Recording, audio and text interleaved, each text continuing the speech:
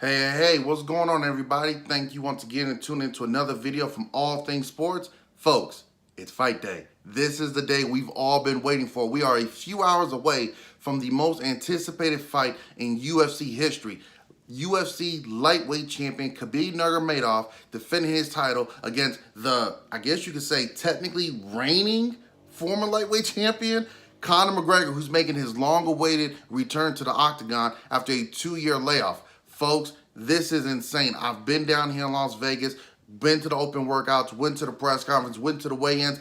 It got more intense each and every day as it passed. These are two of the best fighters in their primes facing each other. This is Ali Frazier 1 without Ali. Actually, it kind of is, given that Ali was gone for 3 years. So this is exactly the fight we need as MMA fans, and I'm going to try to give you the possibly the best breakdown that I can. I've known all the experts have given theirs already, but you've tuned in here, so obviously you want to hear what I got to say, so let's get to it.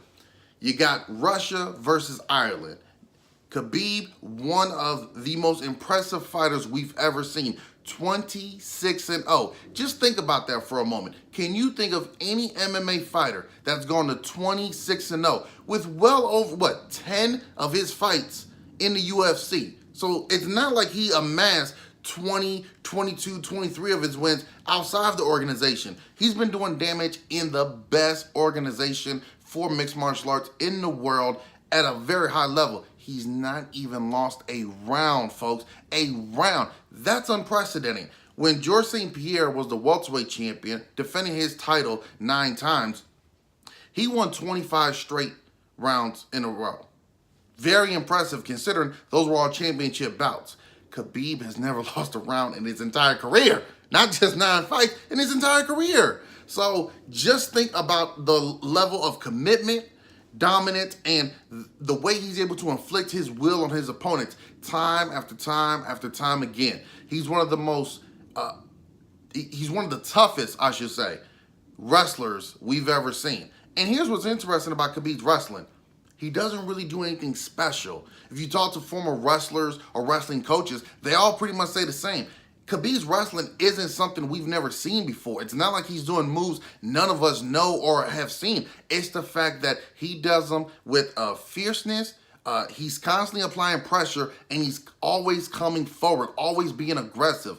And really, as I've talked about in previous shows, that type of pressure being applied to you, it really breaks you down, not just physically, but mentally. Imagine taking on the Terminator, and all you're doing is hitting them with everything you got. Keep coming. They keep coming. They keep coming. And for Khabib, he's one of those guys where he is so strong. The man wrestled bears as a kid, okay?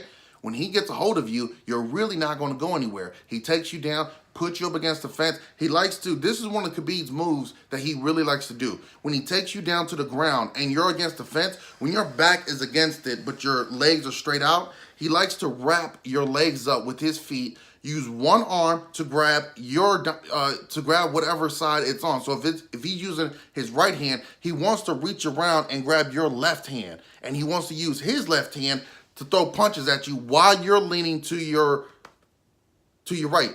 So yeah, when he uses his right hand, he wants to grab the same hand. Right hand is going to grab your right hand. Now you're cuffed like this. And now as you're going down this way, the left hand is just coming at you. Vice versa. If he goes with the left, he wants to grab your left hand, lean you towards your left so you can use the right hand. And it seems very simple, but it's so effective. And when he's on top of you, he just mauls you into submission. And he doesn't really go for a lot of submission attempts. He likes to just wear you down. And he said time after time, not only is he going to smash Conor McGregor, he is going to make him pay. He does not want this to end early. He wants McGregor to feel his wrath for 25 minutes. Will he be able to pull it off? We shall see. For Conor McGregor, we all know what he wants to do. He wants to stand. He wants to keep the distance. He wants to find his range. It's been 2 years, so how's his accuracy and timing going to be in the cage? That remains to be seen. But he wants to use motion. He wants to, and movement and footwork to find the openings for when Khabib wants to come forward, he can tag him. I call it the Ivan Drago effect. If you guys remember Rocky IV with Ivan Drago, remember when Rocky cut him and then the manager said, you see, he's not a machine, he's a man.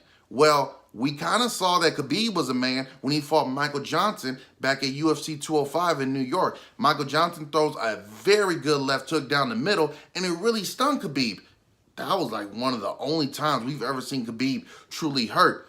Ali Quinta, who fought Khabib Nurmagomedov earlier this year, we saw him have some success. Now, those two fighters do have legit wrestling backgrounds. Conor does not, but we do know that Conor is very good at being able to find his range and distance, throw that left hand with accuracy, and we've seen time after time again, other than Nate Diaz, when that left hand hits you, it's hard for fighters to stand up. I will also say Max Holloway, even though McGregor tore his knee up in that fight, so he really had to grapple a little more than what he wanted to. But other than those two, no one else in the UFC has been able to stand up to that left hand, including Jose Aldo, Chad Mendes. So if Conor can land that, Khabib might be in for, I wouldn't say a long night, but a short night indeed.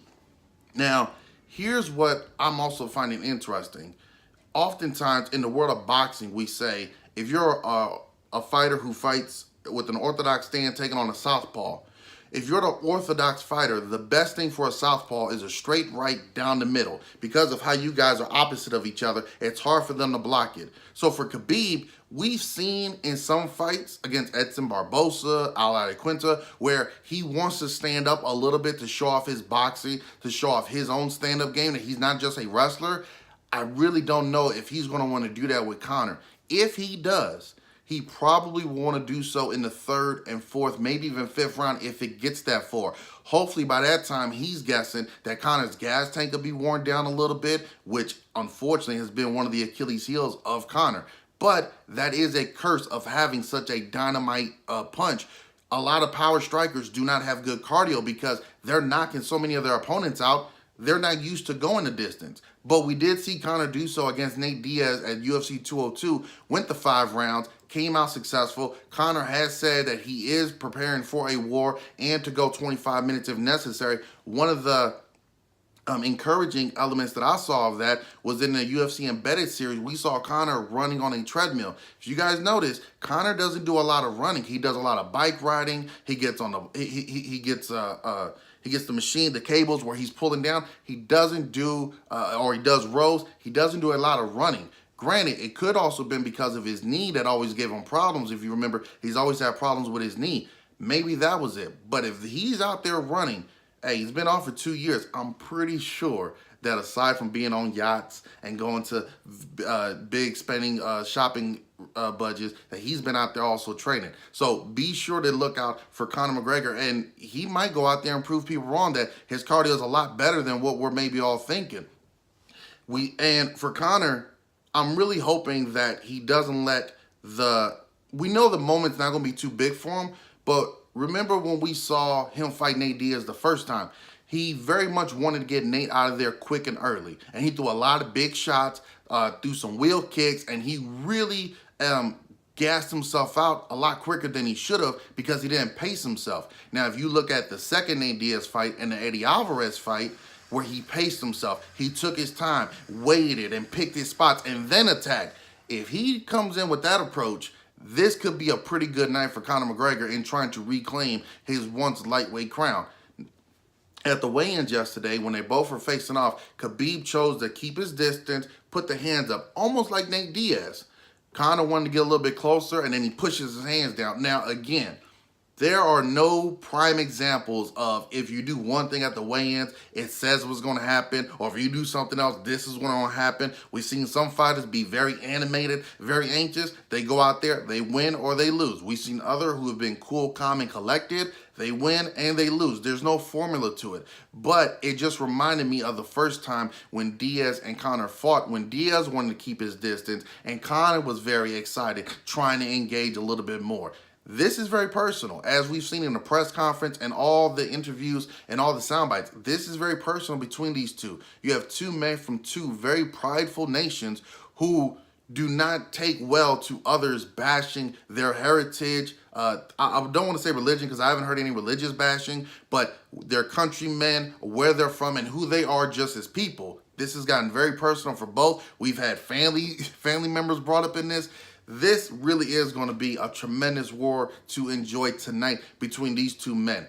Who's going to come out? Would it be Khabib's wrestling and cardio, which we know he can go all day, or would it be Conor McGregor's timing and accuracy and striking power that's going to prevail?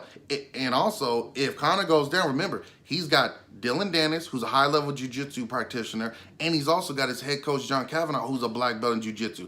Is Conor McGregor, who's a brown belt, is he going to maybe pull off some submission attempts? Maybe not pull him off and submit Khabib, but is he going to be able to go out there and, excuse me, and go out there and at least throw the attempts so Khabib doesn't get too relaxed and comfortable in the wrestling department? We shall see about that. But folks, I am so juiced and amped and ready to see this fight. The co-main event, we got Tony Ferguson, Anthony Showtime Pettis. Oh my God, El Cucuy is back after 5 months of a knee where we thought he'd be gone for close to a year. He is back. Showtime Pettis in his last few outings has started to look like Showtime. So that's going to be a good clash between those two. And if they win, especially Tony Ferguson, could we see Tony Ferguson take on the winner of Khabib and Conor? Quick side note.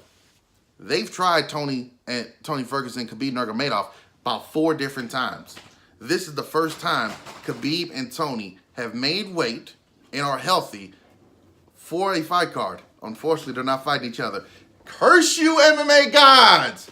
Oh man, maybe we'll see that fight one day. We got Derek Lewis taking on Alexander later on in the fight. That's going to be a good one considering their heated stare down that they had yesterday. We got OSP on the card, Felice Herring and Michelle Karate Hottie Watterson. This is going to be a good card, folks, so be sure to tune in. UFC 229. Be sure to like, share, and comment on the video. Let me know who you got tonight in the fights, and then we'll go ahead and we'll do a recap afterwards. Thank you guys for tuning in to All Things Sports. Until next time, peace.